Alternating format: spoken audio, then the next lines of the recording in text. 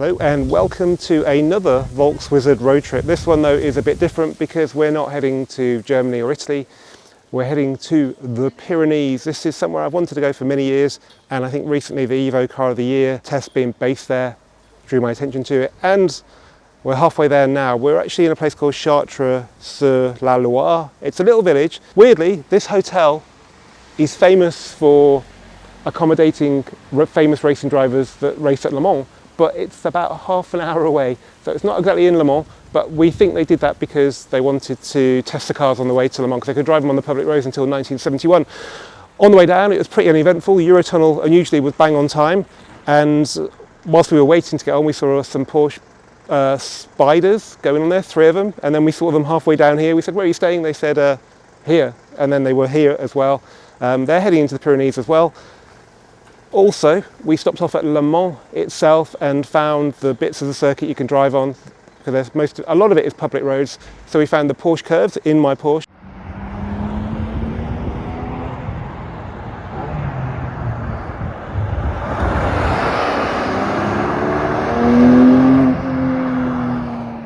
It's definitely worth a detour if you're going to somewhere south, like the southwest of France.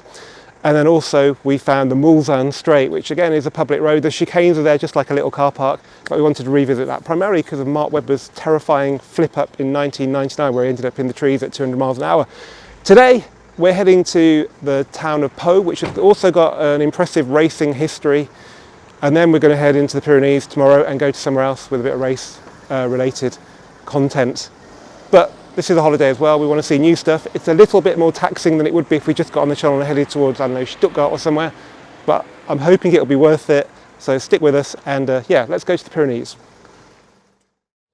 Well, welcome to Pau in southwestern France. So it's about 800 miles to here from where we live in Warwickshire.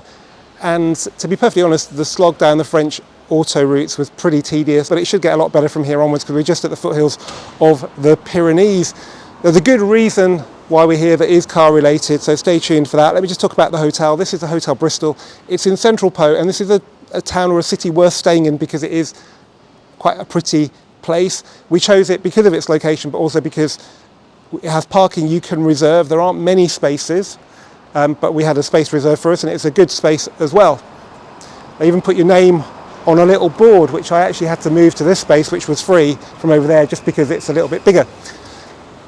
So now, let me show you the room that we're staying in the Hotel Bristol here in Pau. And it's a twin room, and the beds are really big, so it's really for 4 people. But we had a really small room and a small bed last night, so I just thought we'd make sure we get a good night's sleep tonight. It's an old building, so the ceilings are really high. There is an air conditioner, which is important. It's easy to overlook that and come somewhere in southern Europe and find that it's really, really hot. We're on the first floor though, so it shouldn't be too bad. So yeah, 2 big beds. There's a coffee machine in here with a kettle, so that's great for the mornings. You can have breakfast if you want. There's a nice bathroom with 2 sinks and a big bath that is very appealing. If we have time tonight. So the reason we have stayed here is because of Pau's racing history. There's been so many races here and so many different circuits, but the main one was the street circuit, which hosted racing until quite recently, until the ecologists sort of banned it. But it had 80 years of racing on a circuit that looks no less exciting than the Monaco Grand Prix, and that took place somewhere down there. Okay, so we've got a map from the hotel, and I've marked on it the route of the Pau street circuit. This was used for Formula 3. I don't know if it was ever used for proper Formula 1. But most recently, the most exciting thing for me was that World Touring Cars came here not that long ago. There's a brilliant Tom Coronel video that shows you a bit behind the scenes of the street circuit here. So check that out. I'll put a link in the description of this video. So let's go and see if the Pau Grand Prix street circuit is as exciting as it looks on paper.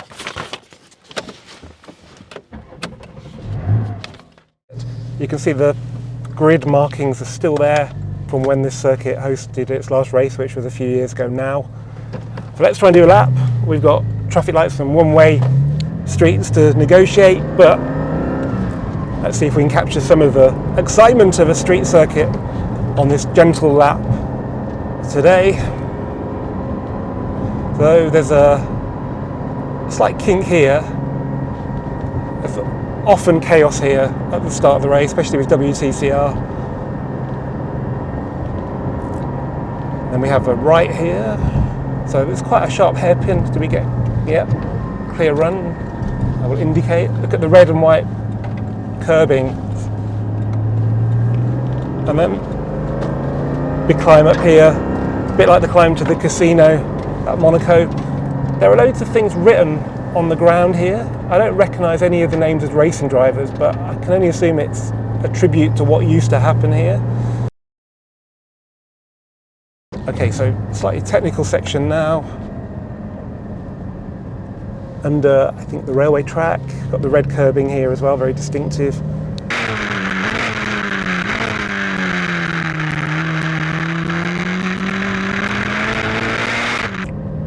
And then after that slow corner, there's a squirt up this hill, and then another, this time a sharp right-hander.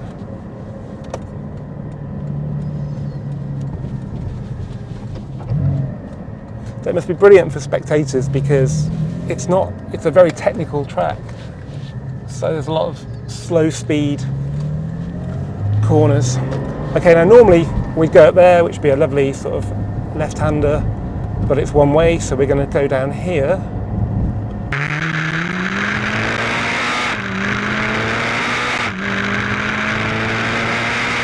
Okay, so now we're in Parc Beaumont, which is a very pretty little place.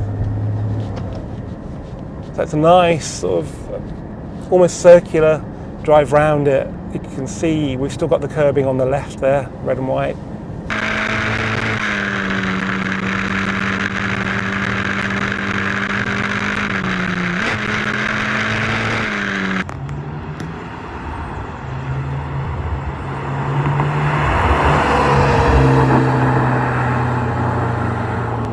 During qualifying at 2007 WTCR at Pau, Augustus Farfus managed to roll his BMW at the end of the Parc Beaumont section. Amazingly, he was unhurt and went on to win the race the next day. And then again, another technical section here, so you'd be on the left-hand lane here, and then drift out from that apex over to this side. Actually, it's a very late apex.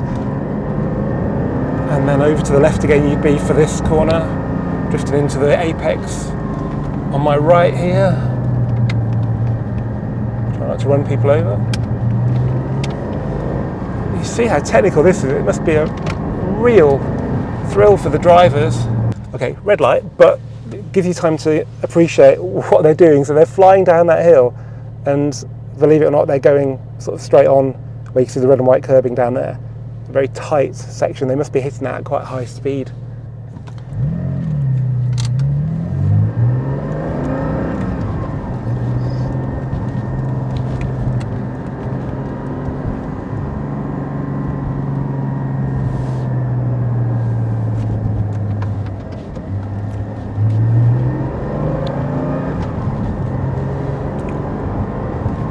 Back to the start-finish straights. Well guys, that was a lap of the Pau street circuit there, and even just driving it on the roads like that, you can tell this would be an amazing circuit for motorsport. So let's hope one day they bring it back, because look what it's done to Monaco. It's made it world famous, and I think Pau, if anything, is a much prettier place to visit for a holiday than going to Monaco. Anyway, we've got to leave Pau now, because I can't believe this, but we're going to do a lap of a proper race circuit just over the border in Spain.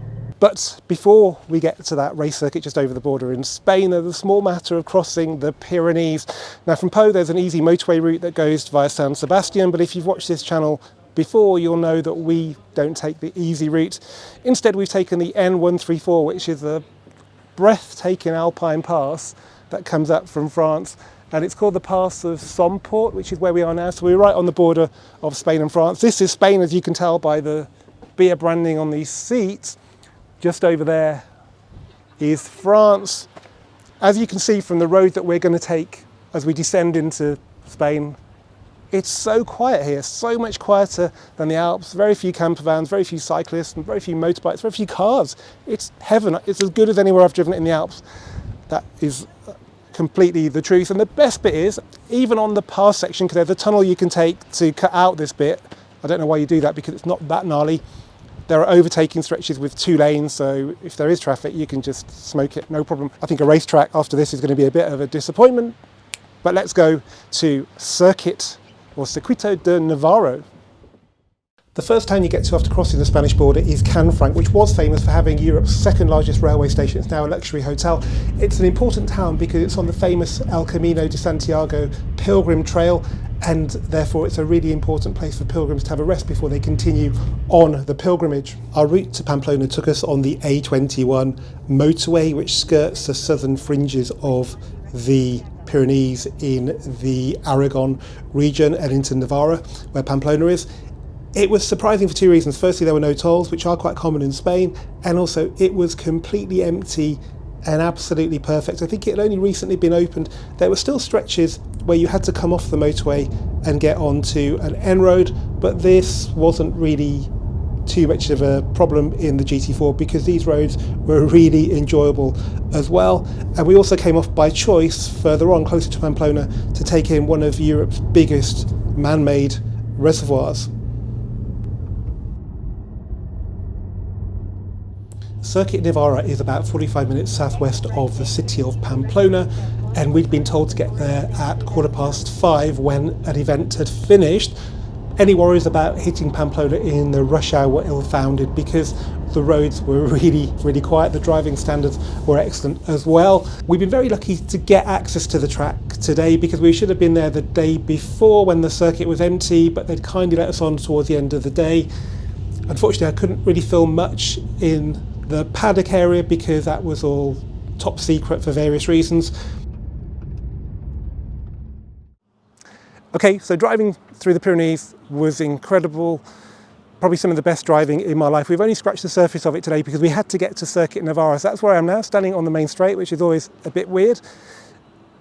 But yeah, this was purchased by MSV, who you'll know from the UK. They own loads of great circuits in the UK, and they've spent a lot of money on it, and now it seems like world-class facilities here. They do a lot of races. They also do a lot of track days. So if you want to come from the UK, it's a pretty okay drive, but you can get the ferry to Bilbao if you don't fancy the drive. Then you've got the whole of the Pyrenees as well. It'll take you all the way to the Med. So there's lots of opportunities for driving on track, driving on the roads. Unfortunately, whilst I am allowed to drive around the track today, I can't do any fast laps. I'm going to have Vincent Delise, who's a sales manager, in the car with me, and he's going to tell us all about the circuit. Well, welcome to Circuit Navarra, and here we are in P1 on the main straight, about to do a lap. I've got Vincent, who's a sales manager here, who's going to tell us about the circuit as we drive along. I can't go fast though because there's no emergency cruise here and all that stuff, so we're just going to do just a gentle sighting lap. Vincent said third gear maximum, but he doesn't probably know third gear can do 120 miles an hour, but we'll take it nice and easy. So what's a bit strange about coming here, such a long way from home, and the weather's so much better, is that this MSV logo, like on Vincent's shirt, is very familiar, and that's because Circuit Navarra is owned by MSV, and they own Doddington Park, Cadwell Park, Alton Park, Brands Hatch, and other circuits in the UK as well. Bedford Autodrome, of course, one of my favourites. So how long have MSV owned this track, Vincent? MSV bought the track to the Navarra local government at the end of 2022. Okay, so it was originally owned by the state. Yeah, it was owned by the state during 10 years more or less, since the beginning. So after 10 years being a public circuit, now we are a private circuit owned by MSV, and MSV has made a lot of redevelopments, improvements of the facilities, the buildings, and the track also, as you will see now. Yeah, the tarmac's amazing. Is this fresh? Yeah, this part had been resurfaced to be smooth and better than in the past. Okay, now we are arriving at turn 5, which is a long turn. Okay, late apex then, much to, later. You have to go a little slowly in case there are some people working on the track. No worries. And you will see that this turn has been changed also. Then the turn number 6, it was before too slow, and so MSV decided to make it faster. This one? Just the one we finished. Okay. Yeah. So normally when you are normal speed, race speed, you arrive faster in the 7 and also the turn number 8. Okay. Yeah. That's the very technical part of the track. Yes, because you're going from down to high, you know. So there is the crest. Yeah, the crest. Yeah. There is a crest, and you are turning with a long turn, technical, quite blind, so Yeah. it's very interesting. It is very interesting. So yeah. here we have the second straight Second straight, right? Okay. Yeah. with a very Jogger? yeah, because they are doing the track walk to discover a little the track for the pilots. Okay. So this is a hairpin, is it? No? Turn number 9. Yeah. You get a good view of the pits here. That's a very impressive. It's like a world-class pit building, isn't it? Yes, yes. The pit building has also been is very big, always been big, but it has been renewed, repainted, and refurnished by MSV. Now we are in the new part because the track has been extended 450 meters. So all this third straight is new, plus this 180 degrees. Hairpin. We call it hairpin. Yes. Yeah. Yeah, it's nice. Yes. Very late apex, okay. And then down to this corner kink. Yeah, this one is also new with a small slalom, I would say. Yeah. So then over to the left and then round this right-hander. Where's it going now? To the left again. Wow. It's a very interesting track. Here you can have a quite nice speed. Yeah. So you have to drift out to the right, then get back to the left. Some of these obviously gone a bit too far to the right. There's gravel. The gravel, because of the activity you had today, they will clean later. Of course. And here is again the old part. Yeah. We finished the extended part of the track done by MSV. Okay. That's a nice So bit of that- extension. That. I Yes, like yes, it, it was nice extension. So it's a big gravel trap ahead. Is that gravel? Yes, we have a lot of gravel space. The Navarra circuit is very safe. Oh, it's got concrete runoff and then gravel. Right. Yes. That's great. Yeah, lots of space. And so here is the last turn, turn number 17, very close. Oh, I see what you mean. Yes. Close, like so you have to turn a lot, I would say. Tight. Tight. Yeah. So then onto the main straight. Words. What's the kind of top speed people hit on the main straight? In fact, the main straight you can go more than 300 kilometers fast. You will have to say in miles. I don't have. Yeah, that's I have to fast. calculate. That's like nearly 200 miles an hour. For your information, the first turn is one of the fastest in Europe because we had a maximum speed within the first turn of 311 kilometers per hour. Within the turn. Within this turn? 311. Here? Yeah. But it's sharp. Not so sharp. You can arrive very fast in the turn. Yeah. But the important is that you have to brake quite fast after the turn because the turn number 2 is arriving very it's blind early. as well. Yeah. So this is a. But yes, the maximum speed was 311 kilometers per hour in the first turn, which is a lot. There's not a long way to brake before you get to that turn 2. This is 3. Yes. Right, got you. So what kind of racing do you have on at Navarra circuit?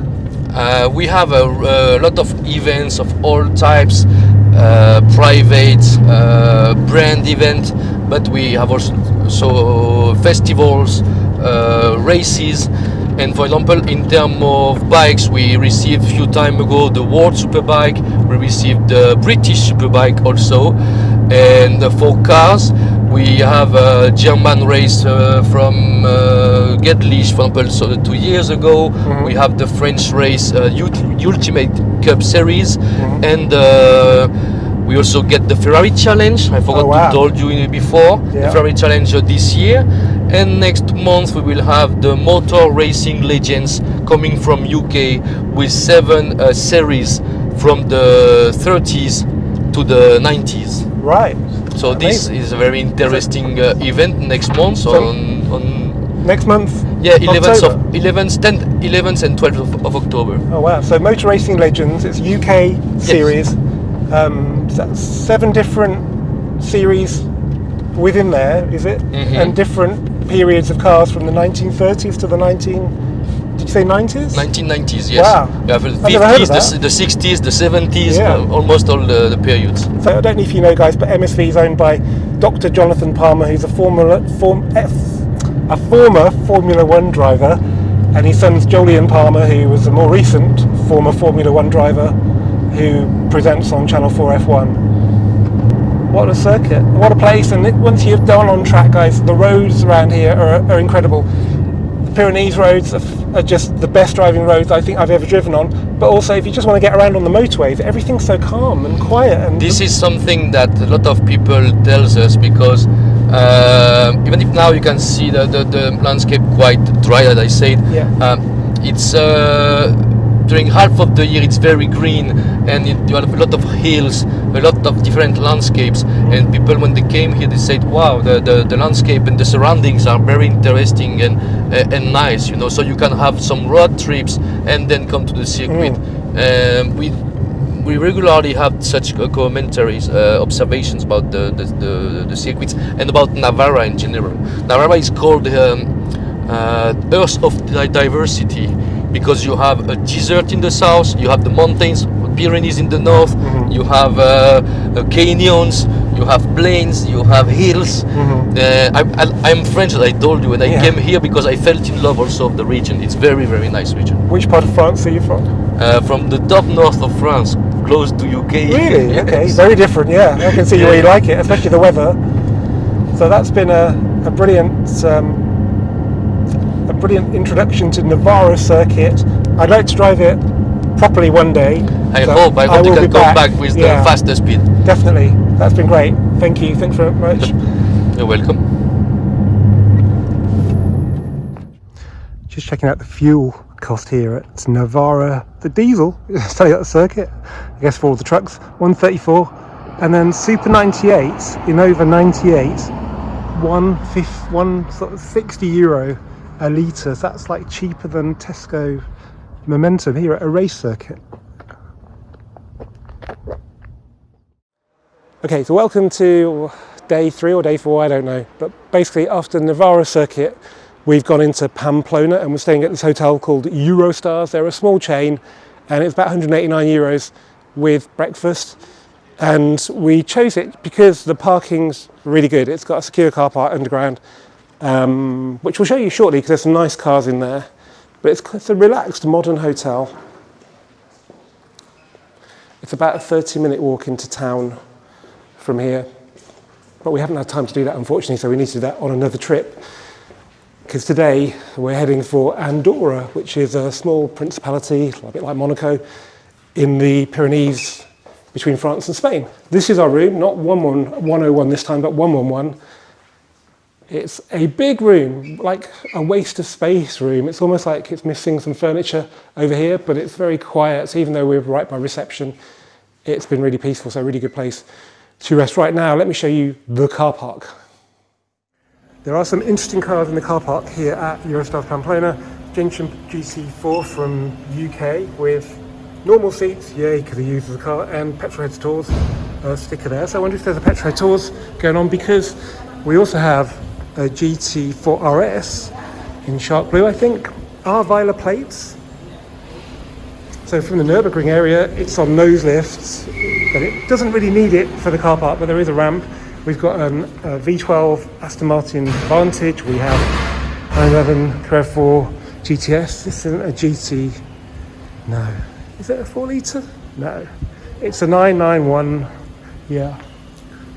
Nice Petrol Tour sticker as well. And according to the stripe, this should be a 458 Speciale, but it can't be, can it? It's got harnesses. Yeah, stunning. Okay, so Andorra, it's apparently not very beautiful, but it's worth a visit just to see it for ourselves. We're going to stay in the centre of Andorra. Andorra La Vella is the town.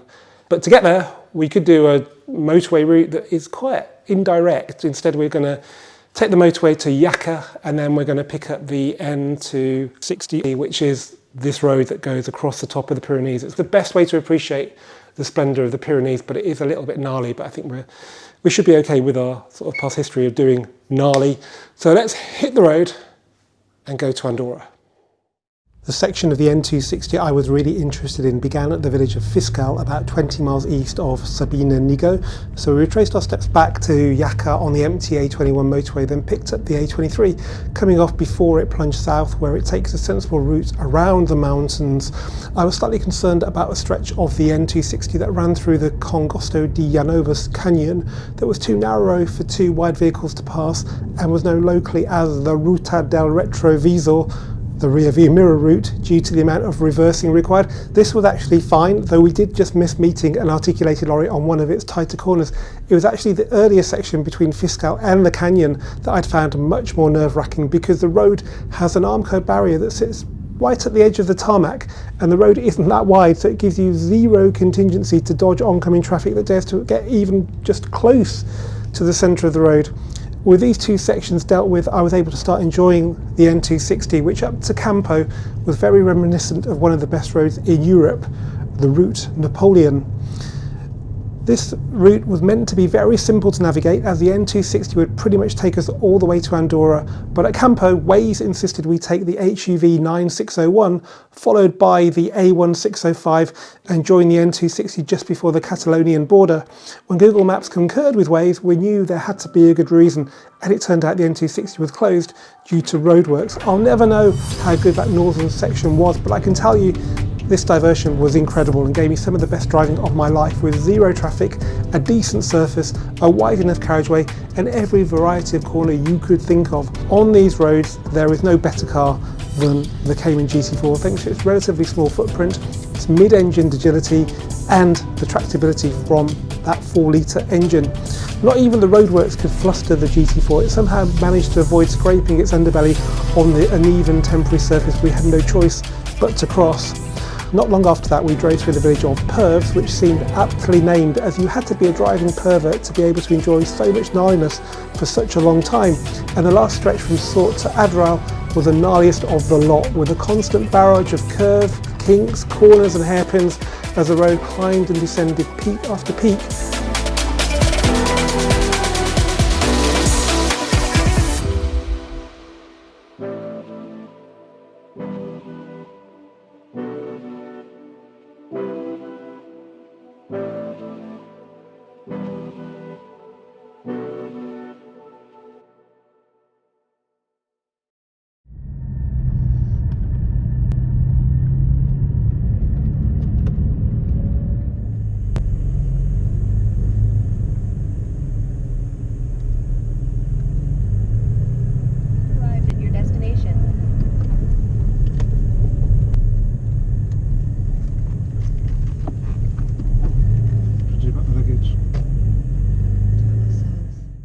Welcome to day 7 of the Volkswagen Pyrenees road trip, and welcome to Andorra la Vella, which is the capital city of Andorra.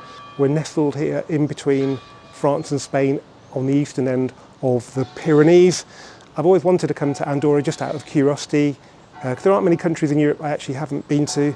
And yeah, it's been good. It's a really good place to have a rest for a few days after the intensity of the driving we experienced to get here, particularly the N260. We're staying in the Andorra Park Hotel, which is a relatively swish hotel, a short walk from the centre of Andorra la Vella.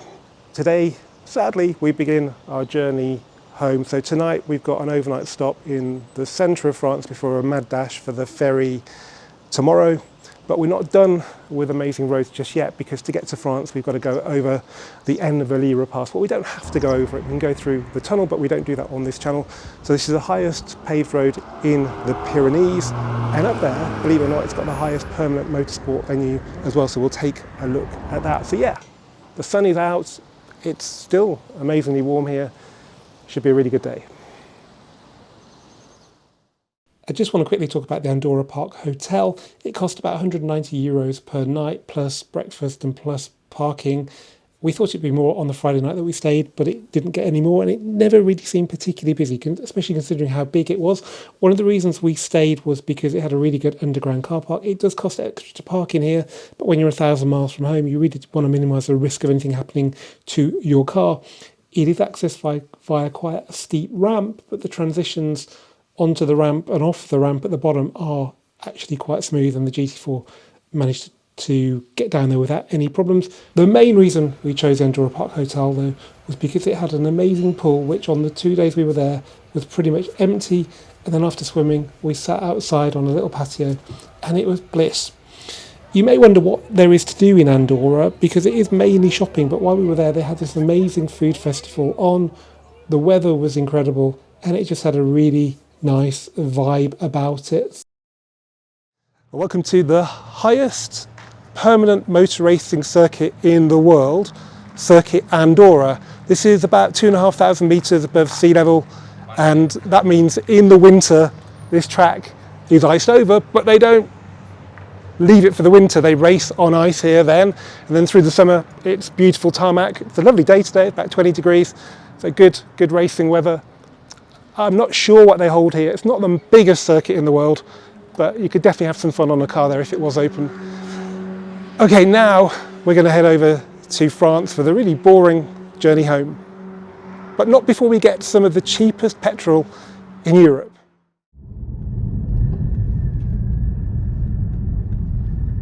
It's the weirdest petrol station, but it's so cool.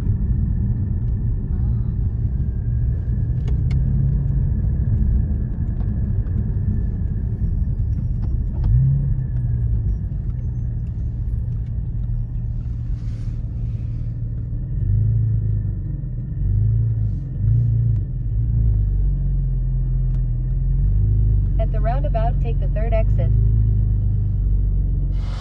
Okay, welcome to the first Andorran petrol station after the border from France. Fuel here is super cheap because tax is really cheap. So it's €1.37 per litre, which is about £1.10. For Super 98, diesel's even cheaper than that. As a result of the demand from people crossing the border, they built this massive undercover petrol station. There must be about 20 different pumps here. €1.37 for Super 98. This should make the trip home that little bit cheaper. Right, after the excitement of Andorra, we're descending now into the bottom of France, and we're going to head through Toulouse and up into the Périgord Noir region for tonight's overnight stop. Now, the petrol station was located in the most northerly Andorran town called Encamp, and because it's right on the Andorran-French border, it's very popular with the French who go there to take advantage of the low tax rates in Andorra and do a lot of shopping. Also, in the winter, the area north of Andorra La Vella is very popular for skiing, because if you think about it, the Alps are quite a long way, the whole width of France away. Now, if you were to visit Andorra and only go to Encamp, I could understand why you'd think it wasn't a very pretty place, because there's a lot of development, some of it not very nice. But as we found in Andorra La Vella, the more southerly parts of Andorra are much prettier. Now, the road from Andorra towards Toulouse might look really good on this video, but it really is a bit of a slow slog, and for a long way it's single carriageway. It's only when you're getting towards the motorway network just south of Toulouse where the road opens up a bit. But the fact we only filmed this plane landing on the way to our overnight stop just shows how boring this part of the trip was. Things got a lot more interesting when we got to the village where our overnight stop was, because I'd booked a hotel that was in the old part and I hadn't realised how narrow the roads would be to get there, and also with a GT4 you're always worried about the ramp angles as well. But thankfully we made it. There's always this sense of satisfaction when you get to the place you booked without damaging the underside of your car when you're driving a GT4, which I've never had with other cars before, but it's still worth all the stress because it was such a brilliant car on this trip.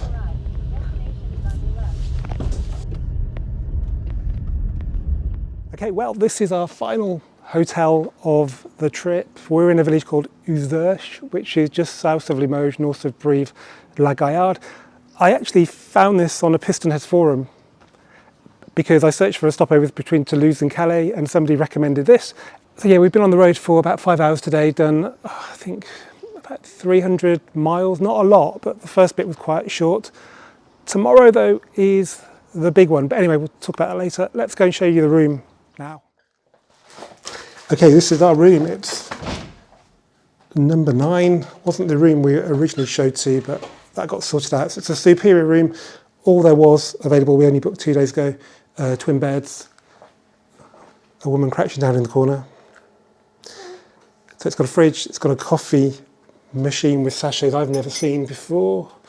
It should be good for tomorrow. It's got a view of the square where we parked, where I did the intro earlier. Really like the furniture actually, those bedside tables are really cool. It's got a bathroom where it's got a shower, and there you go, the usual stuff. It's nicely done. And the view out here isn't too bad, but just bear in mind, there isn't a lot of parking. Anyone can park here, I think. You don't have to be staying in the hotel. The only ones for the hotel are down here, and I paid €9 to reserve that one there. And if I turned up now, without that reservation, I'd be in trouble. Now that's not a bad view, but if you go over to the other side of the hotel, maybe if you book earlier or you pay more for a room, you get a view of the river, which you can just see down there. But between here and there is a road, so those rooms are a little bit noisier. So best to appreciate that view from dinner, which we're having down here, because it's in this room with an amazing view.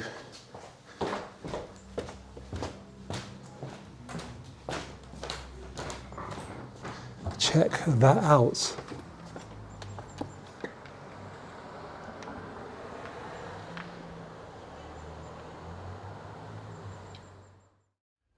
This turned up late last night. It's Mark 7.5 GTI, standard wheels, but I think they look actually quite good with this black car.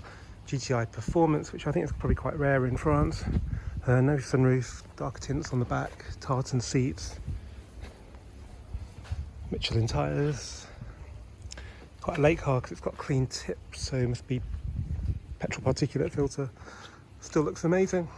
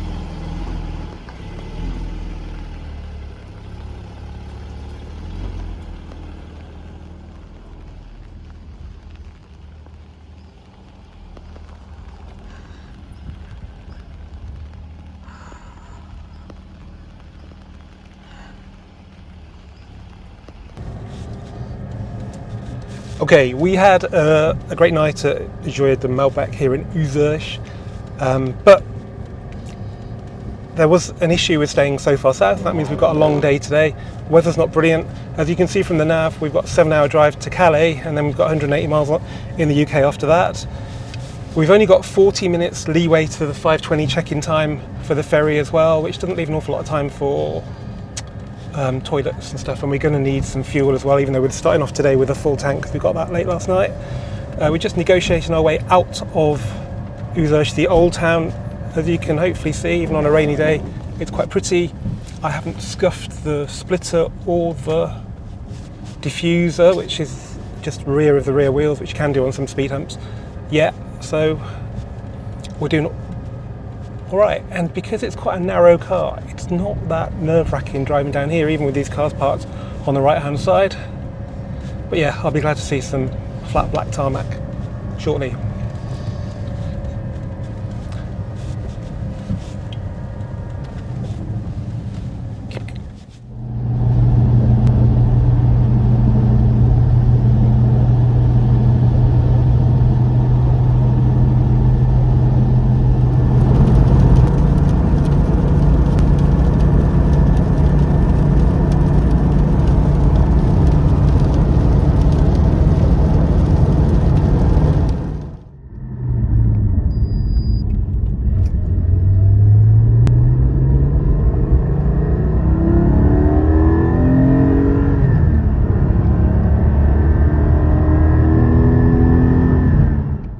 Welcome to Gay, Paris. We're just on the outskirts here. Exiting average speed zone. The nav says Versailles is coming up somewhere.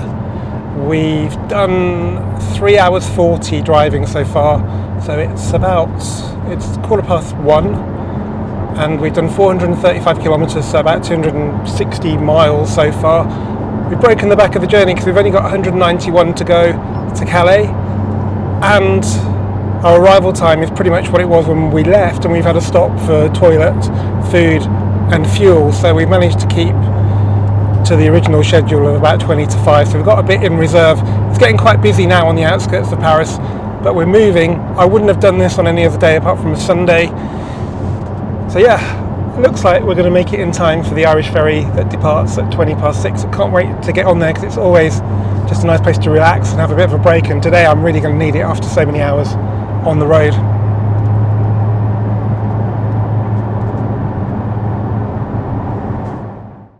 Second stop on the way back to Calais, and we have this macadamia brown 997 Gen 2 parked next to us. A very rare colour this. I nearly bought a Targa in this colour with a cocoa brown interior. This looks like black. Cool car. Bought from Flat 6 Le Mans Specialist Porsche.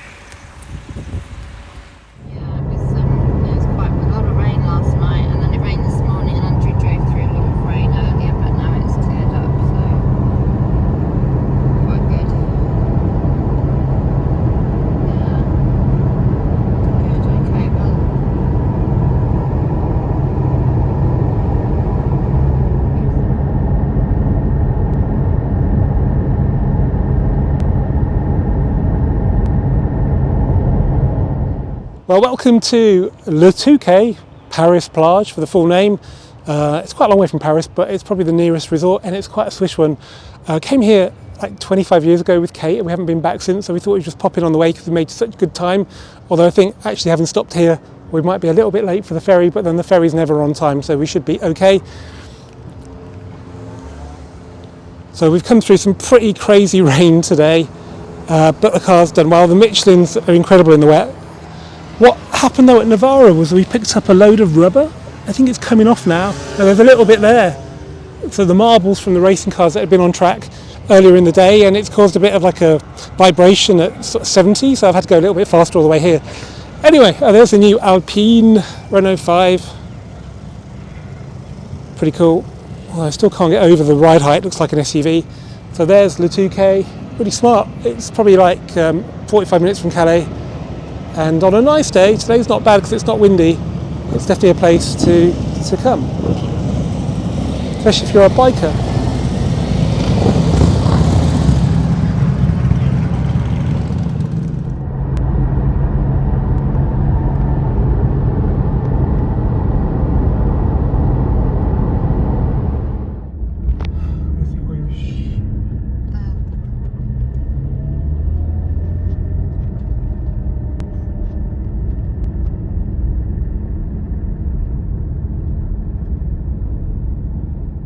Well, welcome to the UK border control queue here at Calais. We made it to the check-in at 5:23, so 3 minutes late, but they're pretty laid back on the ferries compared to Eurotunnel. So I'd be surprised if the ferries are even in yet. So we drove for 7 hours 41, done 485 miles, 28.7 mpg average speed of 66 miles per hour. We've got another 180 miles on the way home, so by the time we get home it'll be at 665 miles driven today in total. This car, even though it's not made for long distance cruising like say the S4 TDI was when we used that last year, it's pretty good. It's quite tractable and it's relatively refined. It's not too bad on fuel for a 4-litre engine as well. And then when you get it into the mountains, as you've already seen, it's one of the best cars in the world for that. So I don't think there's much else that can touch this. And also it's small, which is really, really important.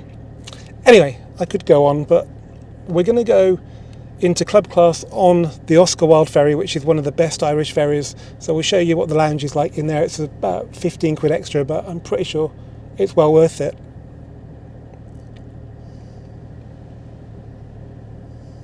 Now, getting the ferry is quite a lot cheaper than Eurotunnel. How much cheaper I'll tell you shortly, but there's always a risk of damage to either the front splitter or the diffuser on my Cayman GT4. Now, the Oscar Wilde ferry is one of the better ones because the ramp on the left-hand side to the upper deck has actually got really smooth transitions on and off, and the GT4 can handle that with no issues. However, on this occasion, we were directed onto the lower deck, and I actually prefer that because there's a lot more space around the cars, and the vehicles next to your car are usually vans, which means there are fewer doors and often fewer people opening those doors, so there's much less risk of damage to your car. Well, welcome to the Club Class Lounge on the Oscar Wilde Irish Ferry. It's easily their best ferry. It's really good for loading low cars, and this lounge is incredible, and it's always empty like this. We've left Calais now, so this is about as many people that will be in here. There's a menu with 3 different main courses that are part of the Club Class experience. You pay 26 euros, I think, something like that anyway, and you can have as much of this as you want. There's soup, there's nice bread, there's all these soft drinks including Heineken Zero. You can have wine if you want, and Kate loves it, don't you? I do. I've just had pasta and quinoa and olives. Good. Buffet. And most importantly, it's really quiet and calm in here, while downstairs there's a party of school kids taking the place apart. So if, we've been on the road for like hours today, we've got a couple of hours, 3 hours to go, so it's just a nice place to have a meal and have a rest, and it's a lot more enjoyable and a lot better value than Eurotunnel. This crossing was £104 plus, say, like for argument's sake, £45 for Club Class, so £150. Eurotunnel would have been, I think, was it 220 or 240? £240 one way. So yeah, this suits us, and then when we get off in the UK, the rush hour sort of subsided, and we can have hopefully a clear run around the M25 home. Okay, well, we're nearly back in the UK. The ferry's on time, should be starting to get off anyway at about 10 to 7 UK time. We set off from Uzerche at about 9:30 French time, which is 8:30 UK time. That ferry's just setting off now for Calais. Beautiful sunset over Dover. I've come on the ferry with no fuel to keep the weight off the front axle so I don't bottom out. So we're coming off now. See how we get on. Got suspension in stiff as well. There's quite an angle here. Just slightly. That was standard splitter scrape there, could be worse.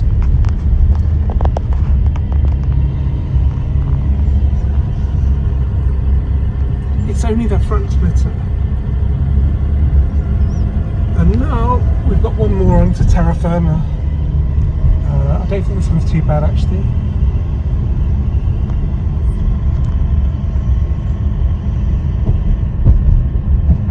No, this one's easy, he says.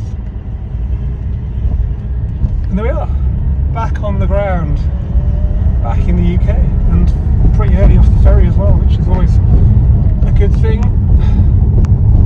Okay, it's been about a week since we came back, and I've had enough time to reflect on the trip. I've got to say, it wasn't very restful because we only had 3 nights in the same place, so 2 days. But the problem was we'd only gone away for 7 nights, which wasn't long enough. It would have been fine for the Alps, where we know everywhere on the way there and the destinations really well. But from Calais south for us on this trip, it was all brand new, and as a result we spent a lot of time in the evenings looking for hotels for the next day.